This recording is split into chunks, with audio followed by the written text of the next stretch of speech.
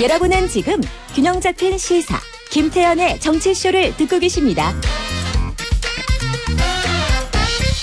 김태현의 정치쇼 1부 뉴스 속 깊숙한 이야기를 들어보는 인터뷰 시간입니다. 정광훈 목사가 오늘인가요?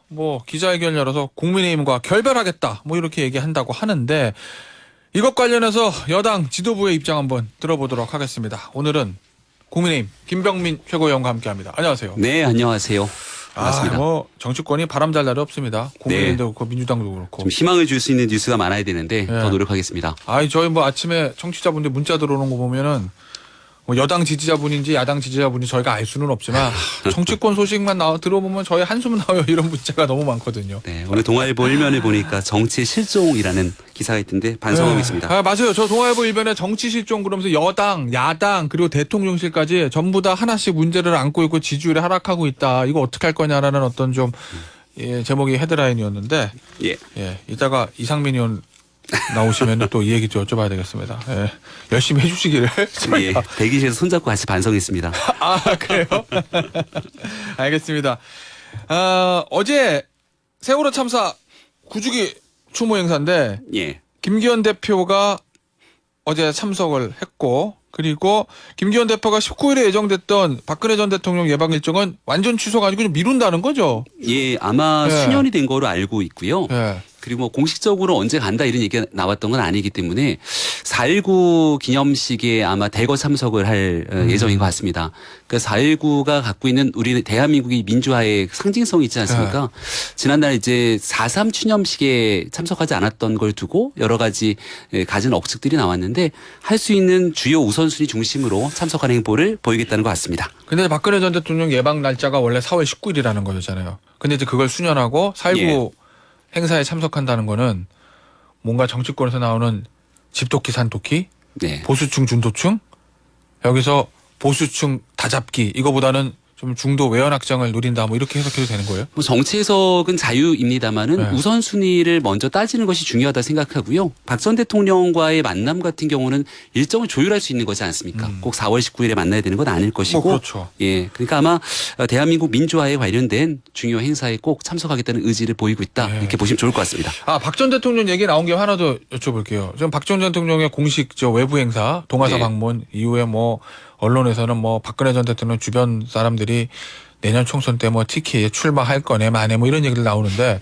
박 전 대통령이 내년 총선에서 어떤 영향력, 파괴력 이런 게 좀 있을 거라고 보세요? 아니면 지난번 지방선거, 보궐선거 같이 치러졌던 때 박 전 대통령의 측근이었던 유영하 변호사의 후원회장을 맡지 않았습니까? 그때 이제 정치적으로 얼마큼 영향력이 있냐라고 했지만 결과적으로 이제 박 전 대통령의 지지 이런 부분들이 대구 내에서도 큰 정치적 파괴력을 갖지는 않았거든요. 그때 보궐선거 때. 네, 다만 이제 박 전 대통령이 워낙 고초를 많이 겪었던 정치적 상황 때문에 좀 애잔한 마음을 갖고 있는 시민들 또 지지자들이 많이 있는 것들은 사실인 것 같고요. 저는 박 전 대통령을 위해서라도 현실 정치랑 너무 결부되는 것 바람직하지 않다고 생각합니다. 알겠습니다. 정광훈 목사가 오늘 10시인가 10시예요? 11시예요? 국민의힘 관련된 관심들 사항은 아닌 것 같아요. 그래요? 시간까지 잘 모르겠습니다. 국민의힘 결별 기자회견 예고했는데 근데 이런 생각은 들어요. 예를 들어서 당적이 있으면 탈당. 내가 탈당을 하겠다. 국민의힘과 선을 끊겠다. 이렇게 하면 되는데 당적이 없잖아요. 네. 근데 결별 기자회견 한다는 거거든요. 이 상황은 좀 어떻게 보세요? 만남이 있어야 이별도 있고 헤어짐도 있는 건데 국민의힘 당원도 아니고요. 또 이 전광훈 씨 논란이 불거졌던 게 이제 김재원 최고위원 발언 때문에 이제 국민의힘과의 뉴스가 좀 커진 측면이 있고 거기 이제 홍준표 시장이 불에 기름을 얹은 것 아닙니까? 근데 여기에 대해서 일단은 전광훈 씨와 관계가 없다라고 김기현 대표를 비롯한 당 지도부가 수차례 얘기해 왔기 때문에 별로 이런 뉴스에 관심 안 가졌으면 좋겠습니다. 오늘 그럼 최고위원이 잠시 후에 열리죠. 9시에. 예, 9시에. 최고위에서 이 내용 안 나오니까? 저희는 전광훈 씨를 비롯한 현 상황에 대해서 우리와 관계가 없다 설명을 하고 있는 상황이기 때문에 그렇게 크게 관심을 두고 있지는 않습니다. 그런데 정광훈 목사 결별 기자회견? 이름을 뭐라고 해야 될지 모르겠는데 어쨌든 그거 관련해서 홍준표 대구시장이 SNS에 글을 썼습니다. 보셨죠? 이런 내용이거든요. 원고에 있는 내용을 봤습니다. 네. 보도도 많이 했는데 손잡고 가야 할 사람은 손절하고 손절해야 할 사람에게는 손절당하는 치욕스러운 일이 생기게 됐다. 요거 아마 제가 해석을 해보자면 예. 손잡고 가야 할 사람은 손절하고 이건 아마 본인 홍준표 대구시장 본인을 저 상임고문으로 세촉한 거 이걸 얘기하는 것 같고 예. 손절해야 할 사람에게는 손절당하는 치욕스러운 일. 요거는 정광훈 목사를 국민의힘이 정리를 했어야 되는데 정광훈 목사로부터 오히려 정리당한 일이 발생했다. 요거 얘기한 거 아니에요? 그 얘기인즉슨 김재원 최고위원의 윤리위에 속히 징계해라라고 하는 내용들을 얘기한 것 같습니다. 그러니까 우리 당원도 아닌 사람을 갖다가 손절할 수 있는 방법들이 마땅치는 않죠. 이미 관계가 없다고 선언했기 때문에. 다만 그 논란이 촉발됐던 핵심적인 원인이었던 김재원 최고위원 왜 징계하지 않냐 이런 얘기인 것 같고요. 지난주에 윤리위원장을 선임했습니다. 황정근 변호사. 그래서 윤리위원회가 구성되고 나면 우리 당에 문제를 끼쳤던 사람이라면 누구든지 간에 거기에 맞는 눈높이로 징계가 아마 이루어질 것으로 생각하고요.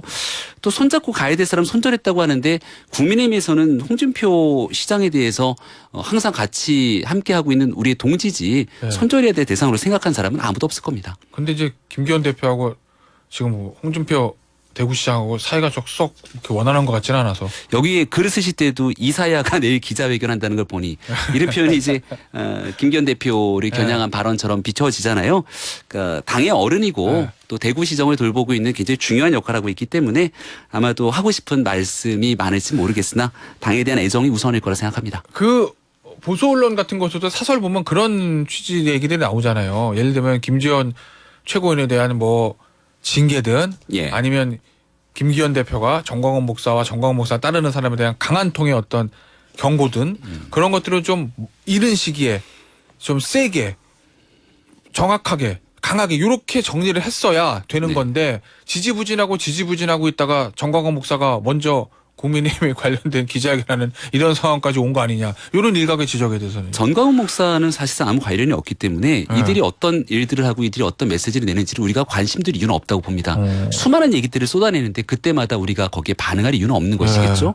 하지만 앞서 설명 주셨던 김재원 최고위원의 그 같은 행동이 나올 때 즉각적인 조치를 취하지 않았냐라고 하는 지적에는 해석이 좀 분분합니다. 그 말씀 주신 것처럼 한 번 그런 얘기가 나왔을 때 단호하게 대응했다면 어땠을까 지적하시는 분도 계신데 선출직으로 된 최고위원이잖아요. 발언이 나왔을 때 즉각적으로 윤리를 제소하거나 문제를 만약에 삼았으면 오히려 더 큰 혼란이 빚어졌던 것 아니냐라고 하는 내용들도 있습니다. 지금은 당에 엄청난 지지율 하락 등의 해악을 미쳤기 때문에 김재원 최고위원에 대해서 윤리위에 만약에 징계 회부가 올라간다 해도 이걸 반대할 만한 분들은 지는 않을 것 같거든요. 그만큼 전체적인 여론의 흐름을 따라서 또 같이 신중하게 움직이게 되는 김기현 대표의 리더십도 좀 한번쯤 존중했으면 좋겠다 싶습니다. 저희가 금요일에 하태경 의원 인터뷰를 했었는데 정광훈 목사 관련된 거 관련해서 하태경 의원이 개인 아이디어다 이런 얘기를 했어요. 정광훈 목사는 당적이 없는데 우리 정광훈 목사가 추천인으로 해서 당원을 가입한 사람들 꽤 있는 걸 알고 있다. 네. 그 당원들이 아마 정광훈 목사가 만든 당원 이중당적일 가능성이 높은데 그걸 조사해서 다 정리해서 정광훈 목사를 따르는 사람들 당에서 완전 정리해야 된다 이런 취지 얘기했거든요. 가능한 얘기입니까? 하태경 의원이 법안 좀 발의했으면 좋겠습니다. 이중당적 금지에 관한 법안 해갖고 지금 국민의힘 민주당 이중당적 갖고 있는 분들도 있을 거거든요. 그러니까 하나를 갖고 얘기하지 말고요. 전체적인 정당에 대해서 이런 식으로 당원 구조를 흐트러뜨리는 문제들이 분명히 발생할 수 있습니다. 그 당원 당규상 정리가 안 되는 거예요? 우리도 알고 싶은데 저 사람이 이중당적인지 아닌지 어떻게 합니까? 그쪽 당에서 우리 당에 정보를 안 주게 되는데. 그런 것 아닙니까? 그럼 예를 들면은 추천인 정광훈으로 들어온 당원들을 징계할 수 있는 방법은 없어요? 그거를 있는 그대로 그 사람들을 다 걷어낸다 그러면 그분들이 추천인은 정광훈으로 썼는데 실제 국민의힘에 관심 갖고 있는 사람으로서 이름만 그렇게 썼을지 확인이 다 불가능한 상황들이 있잖아요. 그러니까 하태경 의원 아이디어도 괜찮은 아이디어인데 그것보다 더 중요한 것은 근본적인 법으로 이중당적 할 수 없도록 만들어 놓고 거기에서 불필요하게 여기 우리 당의 가치와 철학에 동조하지 않는 분들은 다 정리되는 게 맞겠죠. 알겠습니다. 이 얘기 좀 물어보죠. 민주당 지금 돈봉투 살포 전당대 관련 의혹입니다. 아직까지는 뭐 검찰 수사 중이니까. 네. 요거는 여당에서 이 사안은 어떻게 보고 계십니까? 매우 위중한 민주주의를 파괴한 행위다라고 생각하고요. 지난주 최고위에서도 말씀드렸는데 이 내용이 사실이라면 민주당 간판에 내릴 정도의 사안이다. 그래요? 예. 그렇지 않습니까? 한두 명도 아니고 당의 대표 선수를 뽑게 되는 전당대회에서 돈 봉투가 조직적으로 살포됐고 오빠 얘기하면서 저 사람들 안 받은 사람들 있으면은 더 끝까지 마지막까지 챙겨야 된다고 얘기를 하고 또 여기서 본인이 못 받은 사람들은 돈을 달라고 얘기하게 되는 모든 일들이 녹취로 있는 그대로 드러나지 않았습니까? 상당히 심각한 상황인데 민주당이 그 심각성을 제대로 인지하고 있는 것인가 싶기도 한데요. 민주당이 여기에 대해서 적극적으로 반응하지 않는 이유가 한 가지 좀 의심 가는 대목이 있습니다. 그 적극적으로 반영하지 않는다는 건 예를 들면 지도부나 이재명 네. 대표 입에서 이 사안에 대한 뭐 입장이라든지 예. 뭐 그런 것들이 나오지 않는다 뭐 이런 걸 말씀하시는 민주당 거예요? 전체적으로 네. 도덕적 불감증이 완전히 그냥 다 내성화되어 있는 게 아닌가 싶어요. 왜냐하면 이재명 대표의 사법 리스크 때문에 온통 난리가 나고 수천억대 배임으로 기소까지 돼 있는 상황이지만 검찰 탓을 하면서 끝까지 뭉개지 않습니까? 근데 이 돈봉투 사건들이 막 여기저기 터져 나오는데 이재명 대표의 사건처럼 만약 똑같은 방식으로 대응하게 된다면 이건 검찰의 농간이고 자신들에 대한 증거 하나도 없는 상태이기 때문에 윤리적으로 처벌하거나 법적으로 이 내용들을 정리할 하나의 개연성이 없는 것 아닙니까?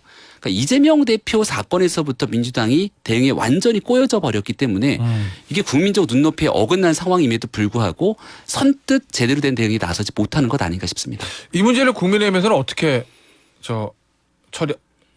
해나갈 일단은 검찰의 수사가 진행되고 있는 사건이기 때문에 성역 없는 수사가 첫 번째고요. 네, 그걸 요구한다. 두 번째는 정치적으로 이런 일들이 나왔을 때 선제적 대응 민주당이 해야 되는 것 아닙니까? 송영길 대표 조속히 귀국해서 국민들께 저간의 상황들 얘기해야 되고요.